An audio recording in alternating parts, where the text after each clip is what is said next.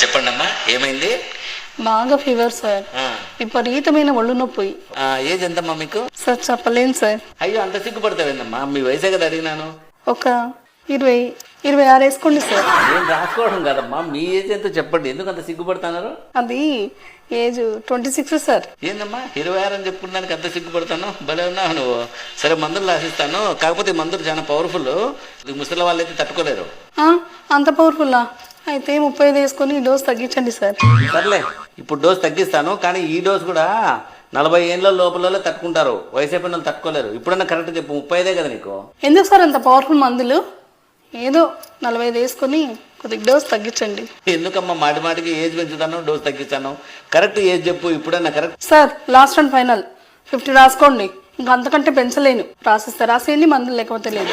ఏందమ్మా 50 ఏళ్ళ 26 అని చెప్పి బేరం మొదలు పెడుతుంది. భలే ఉన్నావు. వయసు రాయకండి.